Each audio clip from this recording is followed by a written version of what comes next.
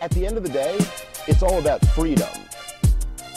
Everybody's got their little pet project, and if you look at the Bush administration, I mean, it was like everyone got their pet project. It's not just that he raised the defense budget and started all these wars and spent money overseas. I mean, everything. The Medicare expansions, the Department of Education expansion. I mean, it was a runaway nightmare. And then, of course, Obama came in and outdid him. You know, a lot of people forget about W. Bush as the big spender because Obama came in and spent, you know, like a drunken sailor and kind of outdid the memory of George W. Bush.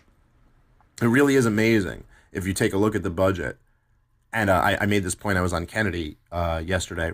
If you were to cut, you know, we're projected to spend around $4 trillion this year. $4 trillion. Anyway, but so we're projected to spend around $4 trillion this year. And I just made the point that if you cut half of it, if you cut $2 trillion out of the budget, you would have a government the size of the government under George W. Bush.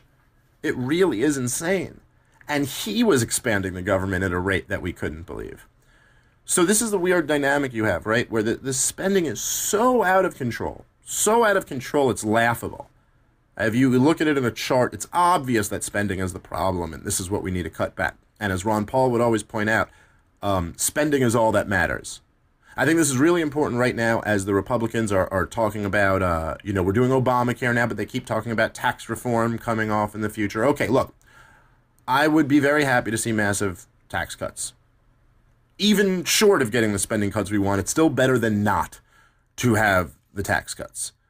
And if they're talking about actual tax cuts and not just what George W. Bush did, where you're talking about, you know, going from 39 to 35%, but if you're talking about some major tax cut, that would be a very, very good thing. I won't hold my breath. But if we see some indication of that, I will certainly let you know this is positive. You know, I'll keep an open mind about that stuff. However, as Ron Paul used to say, spending is what really matters. That's what really matters. Because once the money is spent, it's a tax. I mean, once the money is spent, it has to be recouped some way. And they have different ways of recouping it. So, of course, one is the direct tax. There's an income tax. There's also other taxes, but, you know, one is a direct income tax from, you know, taking money from your income. Okay. There's lots of other ways that they do it. They also borrow money and they also print money.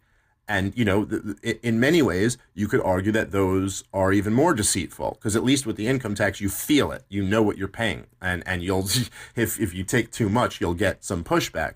But when printing money, it's a lot, you know, people don't see that. They just wonder why their prices are going up in a couple decades. But the point Ron Paul was making that all of these things are a tax. Printing money is a tax, borrowing money is a tax. So really, it's all about cutting spending. That's the number one metric that you should look at. And of course, that is where I have zero confidence that these Republicans will come through. So, as I was saying, government spending, we could cut government in half, and still have a government that's far too bloated. And we're not going back to like the 50s or the 20s or something like that. You know, we're going back to 2004.